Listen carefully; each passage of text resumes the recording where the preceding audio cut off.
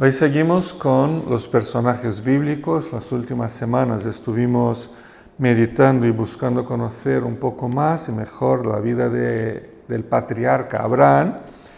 Y hoy vamos a tratar un poquito de la historia de Isaac, el hijo de Abraham. Así que empezamos con la lectura del texto de Génesis 26, versículos 17 al 33.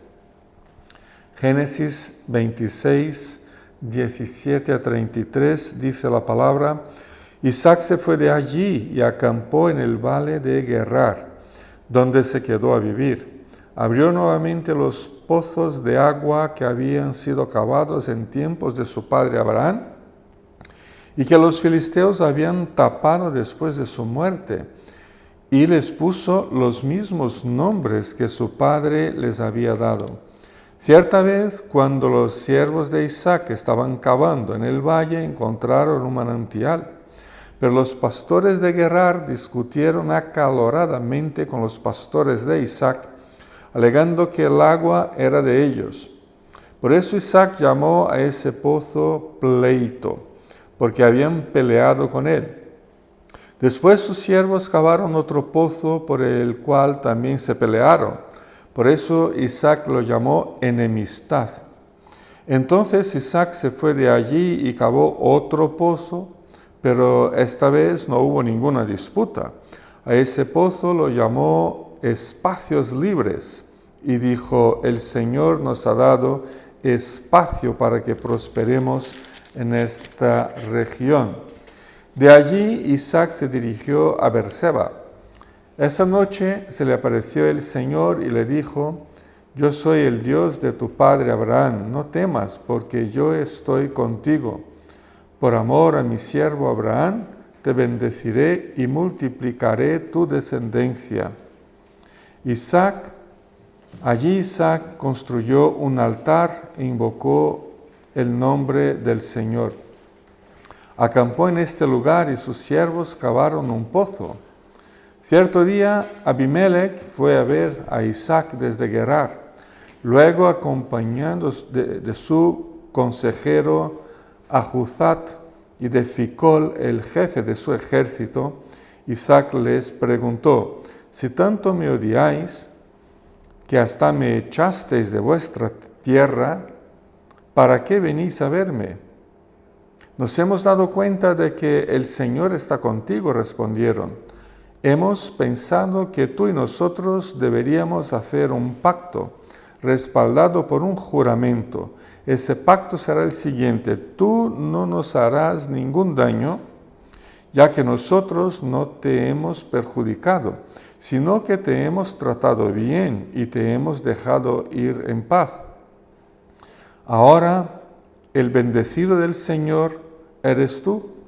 Isaac les preparó un banquete y comieron y bebieron. A la mañana siguiente se levantaron muy temprano e hicieron un compromiso mutuo.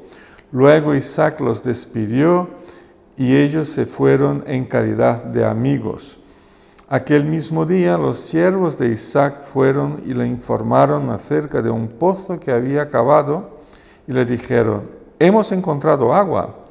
Isaac llamó este pozo Juramento.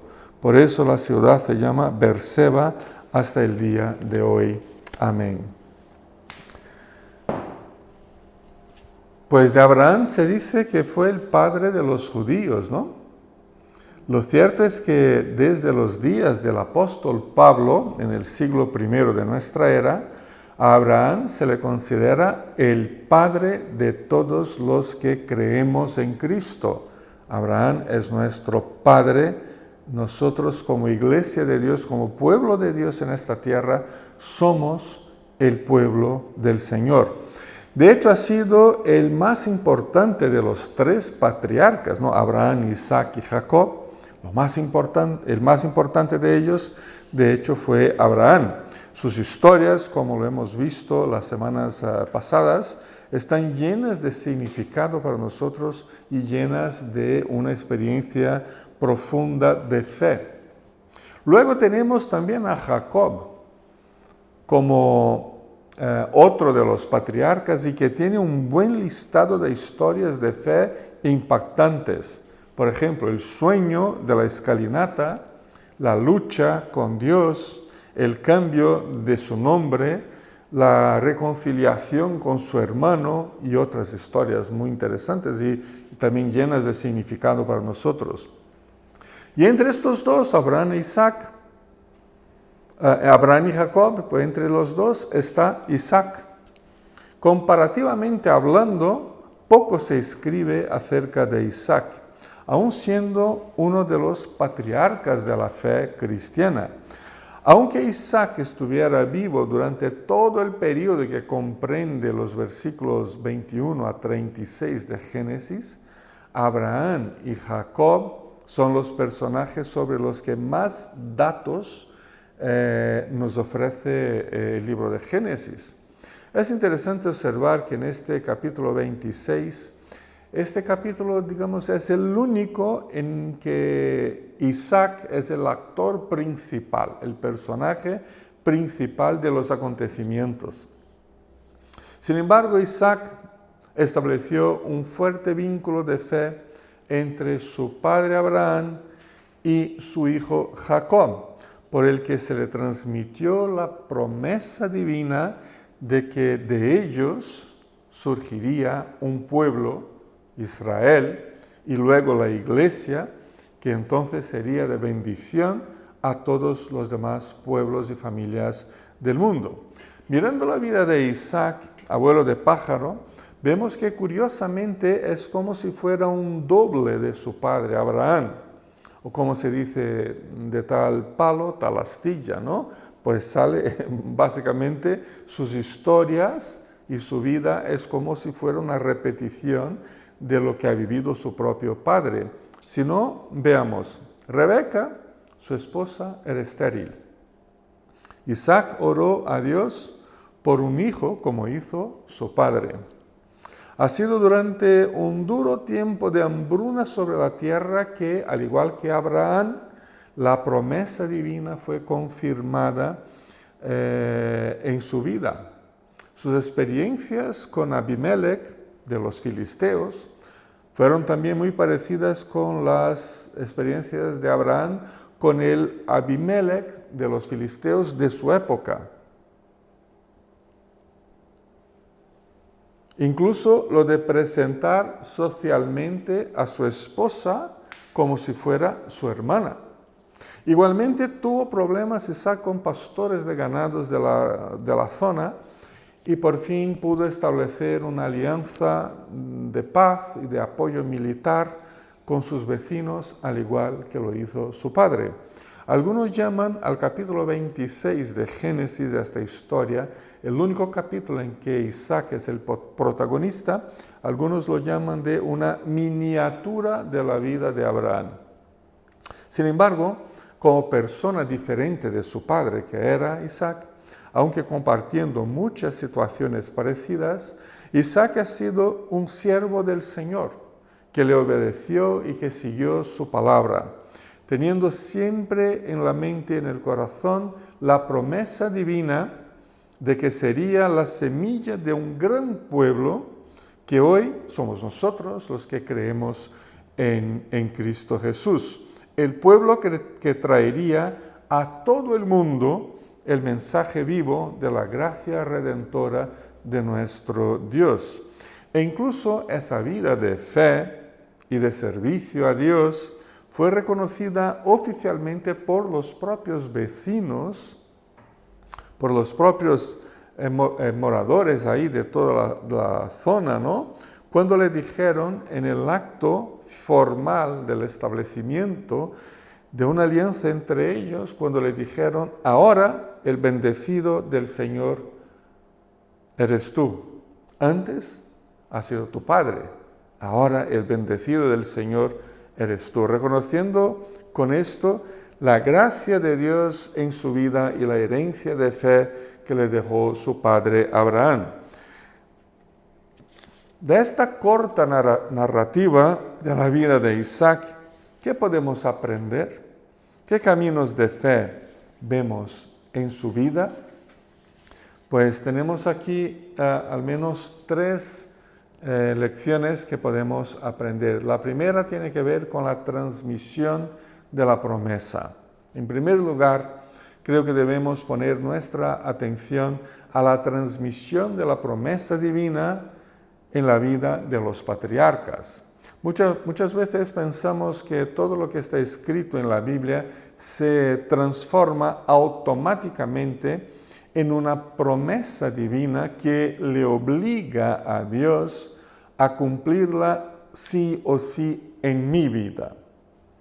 Uno de los problemas con eso es que siempre elevamos a la categoría de promesas los dichos bíblicos o los versículos que nos interesan o que atienden a nuestras demandas personales. Y olímpicamente nos pasamos de dichos bíblicos o de pasajes bíblicos que nos tiran de la oreja o los que nos impulsan a un servicio humilde a los demás o aún que exigen de uno actitudes como de arrepentimiento, de abandono del pecado, de inversión de toda la vida en Cristo, de recogimiento, a veces de silencio, de dolor y de sacrificio. Sin embargo, no podemos generalizar tanto este tema de las promesas divinas para no caernos en un proceso manipulativo de la palabra de Dios, que se ha tornado algo, de hecho, muy común, muy intensamente común entre nosotros cristianos. Si nos basamos en las promesas dadas por Dios a los patriarcas y en su cumplimiento, vemos que la promesa es la misma para Abraham, luego para Isaac, por fin para Jacob. Aunque a cada uno le ha llegado la promesa con pequeños matices propios, particulares, ¿no? Contextuales. Además, la promesa se fue cumpliendo parcial y progresivamente en sus vidas, cada uno viviendo y asumiendo la misma promesa conforme los caminos y las oportunidades de servicio y de ministerio que el Señor les iba permitiendo tener, con miras, claro, al cumplimiento pleno futuro de esa promesa de redención finalmente, por medio de la persona y de la obra de Jesucristo. Estas promesas a Abraham, a Isaac y a Jacob se cumplen plenamente con la gracia de Cristo. Y eso le da un carácter muy importante a la promesa divina de vida a la hora de comprender el lugar de nuestros hijos y de nuestros nietos en los planes del Señor. Pero uno de los aspectos importantes en la transmisión de la promesa divina de una generación a otra, de los padres y madres a sus hijos, es que eso es algo real y vivo a todos nosotros que creemos en Cristo. En el caso específico de nuestro personaje aquí, Isaac, él recibió la misma promesa dada a Abraham tras la muerte de su padre, ¿no? Si podéis echar un vistazo, Génesis 25, versículo 11, os lo leo, dice: después de la muerte de Abraham, Dios bendijo a Isaac, hijo de Abraham. O sea, la promesa y la bendición, ¿no? Después de la muerte de Abraham se transmite a su hijo Isaac. Y se nota que esa bendición se vinculó al hecho de ser Isaac hijo de Abraham. Si leemos los primeros 5 versículos de nuestro capítulo 26, tendremos una clara visión de la renovación de la promesa a Isaac. Si no, veamos, os lo leo. Dice: allí el Señor se apareció y le dijo: no vayas a Egipto, quédate en la región de la que te he hablado. Vive en ese lugar por un tiempo. Yo estaré contigo y te bendeciré, porque a ti y a tu descendencia os daré todas estas tierras. Así confirmaré el juramento que le hice a tu padre Abraham. Multiplicaré tu descendencia como las estrellas del cielo, y le daré todas estas tierras por medio de ti. Y eso parece que, en primer lugar, Génesis 12, 1 a 3, le fue dada a Abraham. Pero aquí lo que el Señor le dijo a Abraham en el capítulo 12, lo repite y lo transfiere a Isaac. Por medio de tu descendencia, sigue el texto, todas las naciones de la tierra serán bendecidas, porque Abraham me obedeció y cumplió mis preceptos y mis mandamientos, mis normas y mis enseñanzas. Esa transmisión nos indica el carácter pactual, ¿no?, de la relación de Dios con su pueblo. O sea, Dios siempre se relaciona con su iglesia por medio de una relación de pacto, de alianza, de acuerdo, en la que Dios nos dispensa, nos transmite su gracia redentora, mientras nosotros le respondemos positivamente en obediencia y en fe, en obediencia y fidelidad. Dios también se relaciona con todo el mundo por medio de esa misma promesa y de esa misma relación pactual con la iglesia. O sea, Dios se relaciona con todos los seres humanos a través de la iglesia, ¿no? Cuando se trata de una relación redentora, o sea, para la salvación de las personas, ese mensaje pasa por la voz, por las manos, por los pies, por la vida de los creyentes, ¿no? De los creyentes. O sea, que Dios desea que su bendición le llegue a todos los seres humanos, y esa es, fundamentalmente hablando, nuestra misión, nuestra razón de existir en este mundo. Ser el instrumento, el canal, ¿no?, de que esa bendición eterna de salvación pueda llegar a otras personas. Ser el vehículo para que el Evangelio les llegue a todos. Eso se transmite necesariamente de una generación a otra, de padres a hijos, y de una persona a otra, de nosotros a nuestros vecinos, amigos, a personas de otros pueblos a donde el Señor nos envía, ¿no?, de una cultura a otra, ¿no?, de una región a otra. Además, la transmisión de la promesa también nos indica algo muy importante acerca del carácter mismo de la fe cristiana. La fe es misionera, la fe es evangelizadora. La promesa transmitida de Dios desde Abraham hasta cada uno de nosotros es misionera y evangelizadora, o no cumple con su función. Mi fe es para que el otro sea bendecido, o no cumple con su función. Número 2, una segunda cosa que podemos aprender aquí es acerca de la promesa divina y la persona humana. La promesa divina y la persona humana. Creo que este es otro aspecto de la promesa de Dios que vale la pena mencionar. El hecho de que ha sido destinada a personas comunes y normales, que siempre seguirán siendo comunes y normales.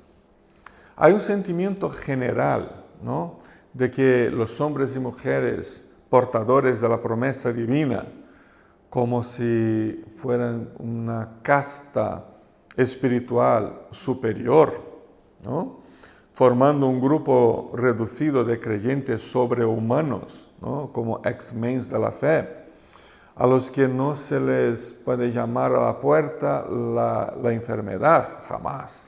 La enfermedad jamás llama a la puerta de esas personas, ni las preocupaciones por la vida cotidiana, ni la necesidad de alimento, de descanso, ni el enfado, ni la decepción, ni los malos pensamientos, ni el deseo de vengarse, que nada de eso pasa a ese grupito muy restringido de hombres y mujeres que portan la promesa divina en sus vidas. Pero no es así. Eso es fantasía, ¿no? Eso es una ilusión. Eso está en el imaginario de los cristianos, pero no es así. Al igual que Abraham y que Jacob, después de él, Isaac sufrió toda clase de problemas y de dificultades. Sabemos por el seguimiento de la historia, ¿no? los siguientes capítulos, que Isaac murió ciego. Murió ciego. Y sabemos de los problemas entre sus dos hijos, los problemas familiares que tuvo Isaac fueron tremendos. El texto los cuenta de forma resumida, pero habían preferencias, ¿no? El padre prefería a uno de los hijos, la madre prefería al otro, y eso creó conflictos tremendos entre los hermanos, ¿no? Habían problemas. Pero en este texto, capítulo 26, vemos cómo tuvo que enfrentarse una y otra vez con problemas con sus vecinos, que a causa de sus riquezas, los filisteos, que son los palestinos de hoy, ¿no?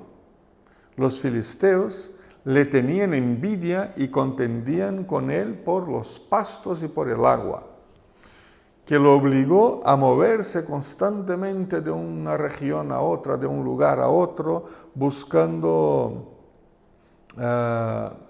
mejores pastos y lugares con agua para todo su ganado y toda su gente, ¿no? Y quedándose también atrapado entre una ciudad que le era hostil, que no le quería por ahí, y campos sin agua. O sea, él estaba atrapado entre pueblos que no le querían y el desierto. No tenía escapatoria, ¿no? O sea, tenían problemas. Era una persona que tenía problemas y tuvo que moverse de un lado a otro, lo que le convirtió también en peregrino sobre la tierra, a ejemplo de Abraham y después de él, de Jacob, que son también los otros dos patriarcas de nuestra fe. Era un peregrino sobre la tierra. Lo vemos aquí como una persona normal, que tiene que enfrentarse con los problemas que nos suelen pasar a todos los seres humanos. No se parece, por tanto, a un ángel, ni a un ser semidivino o a un superhéroe de la fe, al que nada le puede afectar ni abatir. Aún así, la promesa divina ha sido destinada a una persona humana normal y corriente, consciente de sus propias limitaciones, de sus dudas, de sus dolores, de su pequeñez y de su pecado, como tú y yo, igualito a nosotros. Sin duda, eso le da a la historia de Isaac una dimensión muy especial y muy cercana a nosotros que hoy seguimos la fe en Cristo. Al igual que Él, somos también personas normales que nos enfermamos, que nos decepcionamos, que fallamos tantísimas veces, ¿no? Que nos enfrentamos problemas laborales y problemas con otras personas. Sobre nosotros hay dudas, sobre nosotros hay demandas de otros, ¿no? Que somos personas iguales que los demás. Pero nada de eso torna menos válida la promesa y la acción divina de salvación, y nada de eso tiene la suficiente fuerza como para apartarnos del camino de Cristo. Seguimos a Cristo día tras día, pese a toda la debilidad que nos es propia. Pero cuanto más consciente de ello estamos, más cerca estamos de la luz de Cristo. El Señor nos va perfeccionando cada día. A eso lo llamamos santificación. El Señor nos va perfeccionando cada día. Pero la perfección plena jamás la alcanzaremos en esta vida, jamás. Eso es parte de la promesa de Dios para la eternidad. Esa misma promesa dada a Abraham, a Isaac, a Jacob, y que nos llega a nosotros, su cumplimiento final es la eternidad, ¿no? Ahí entonces la perfección nos será dada por el Señor. Así que podemos y debemos seguir cada día el camino de vida que nos ha dado el Señor, seguro de que somos el pueblo de la promesa eterna de Dios. Con eso en mente y con eso en el corazón, tenemos una nueva perspectiva con la que comprendemos de manera renovada las tribulaciones de esta vida e incluso vemos en ellas la mano de Dios, la voluntad de Dios, el camino de santificación y por supuesto vemos también oportunidades de servicio y de misión en el mundo. Por último, número 3, otra lección que creo que podemos sacar de esta experiencia de Isaac es la promesa divina y la alianza que hizo con sus vecinos filisteos en Berseba. La promesa divina y la alianza en Berseba. En el contexto de la renovación de la promesa de vida y de fe dada por Dios, vemos el establecimiento de una alianza entre Isaac y sus vecinos filisteos en la parte final de nuestro texto. Esta parte de la historia empieza con una confirmación dada por Dios a su propia palabra y promesa. Versículo 24 dice: yo soy el Dios de tu padre Abraham. No temas, porque yo estoy contigo. Por amor a mi siervo Abraham, te bendeciré y multiplicaré tu descendencia. Una vez más, ahora en la confirmación de la promesa, sale el nombre de Abraham por 2 veces, ¿no? Aquí en esa renovación de la promesa, Dios menciona a Abraham por 2 veces, lo que nos confirma lo que dijimos sobre la transferencia generacional de la promesa de salvación. La reacción inmediata de Isaac, ¿cuál fue? Pues fue la de construir en ese mismo lugar un altar al Señor e invocar su santo nombre. La respuesta humana a la promesa divina de vida puede ser positiva, como la de Isaac, o también puede ser negativa, como la de tantas personas a lo largo de toda la historia, incluso en nuestros propios días. Pero en ese momento nos interesa poner atención a la respuesta positiva de Isaac, porque la respuesta negativa ya la tenemos repetidamente ante nosotros por todos los lados, pero la respuesta positiva a la promesa divina, a la palabra de Dios, a su obra de redención, es la que nos toca diario darla al Señor, porque diariamente nos consagramos a Él y a su obra. La alianza entre Isaac y los filisteos fue una especie de renovación de la alianza establecida entre los filisteos y Abraham en el pasado capítulo 21, versículos 22 a 34, tenemos ahí la alianza de Abraham con los filisteos. Ahora lo que pasa es básicamente una renovación de la misma alianza, ¿no? Ciertamente tras los últimos eventos, sí que esta alianza necesitaba ser renovada. Y esta renovación se pareció mucho a los términos de la alianza con Abraham. Incluso los nombres Abimelech y Ficol aparecen en ambas ocasiones, ¿no? Lo que parece significar que eran más bien títulos oficiales como rey y general, por ejemplo, ¿no? Abimelech puede ser la palabra filistea antigua para el gobernador, el rey del pueblo. Y Ficol puede que sea la antigua palabra de ellos para el general de su ejército, ¿no? Por ejemplo. Eso es, bueno, o al menos el texto nos muestra que con esta alianza con los filisteos, Isaac pudo disfrutar ya de paz con sus vecinos y prosperó aún más en sus negocios.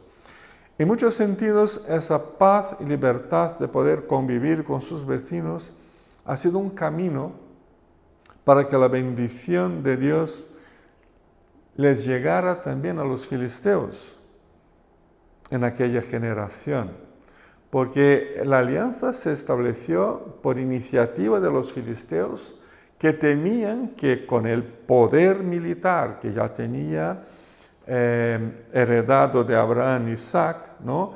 Y más todas las riquezas que acumuló después de la muerte de su padre, el poder que tenía una sola familia era más grande que el poder de las pequeñas naciones vecinas. de los filisteos. Así que temían que de la noche a la mañana a Isaac le diera un venazo y se pusiera a pelear y a destruir a sus vecinos filisteos. Así que al establecer esta paz, y Isaac, al abrir mano de su deseo de venganza, por ejemplo, ¿no?, de tantos años que estos vecinos le estaban dando la lata con el tema de que el agua es nuestra y no la queremos compartir contigo, pues al abrir mano de eso se establece paz, redención, ¿no? Se establece un camino de paz, de convivencia y una especie de redención, una bendición, no la bendición eterna en Cristo, eso se va desarrollando a lo largo del Antiguo Testamento, pero aquí al menos se detiene las guerras y los malos sentimientos por medio de la bendición del Señor. Eso era ya parte de esa bendición del Señor. El final del versículo 31 nos dice que Isaac los despidió y ellos fueron en calidad de amigos. Antes eran enemigos, ¿no? Y ahora se fueron en calidad de amigos, sin entrar en el mérito de que posiblemente la palabra despedir puede indicar alguna ceremonia de bendición, como un culto a Yahvé, al Señor, al Dios de Abraham, Isaac y Jacob, a nuestro Dios, ¿no?, al que tuvieron que estar los filisteos y oír la palabra de Dios y recibir una bendición sacerdotal de Isaac, sin entrar en esa discusión, ya que no estamos de todo seguros de eso. Al menos el hecho de que se haya restaurado la amistad y la buena relación entre ellos nos sirve como señal de un estado ya de bendición divina. En conclusión, vemos cómo la permanente promesa divina de fe y de vida eterna y de relación restaurada entre Dios y nosotros es de todo necesaria en nuestro camino de vida, en nuestro camino de fe con Cristo. Isaac pudo o puede que no haya sido un hombre con grandes experiencias sobrenaturales y extraordinarias, como en el caso de Abraham y de su hijo Jacob más tarde, ¿no? Sin embargo, en la sencillez de su vida cristiana, nos muestra el camino de una fe firme y misionera. Nos muestra las grandes dimensiones de una vida de fidelidad última a la palabra y al pacto eterno ofrecido por el Señor.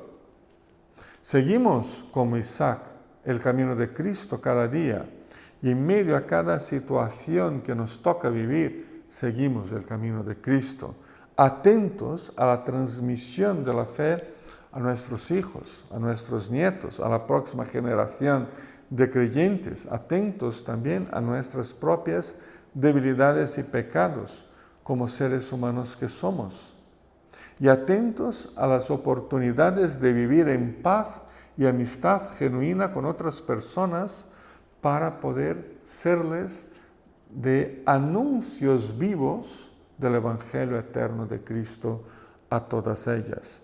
Que el Señor nos bendiga. Amén.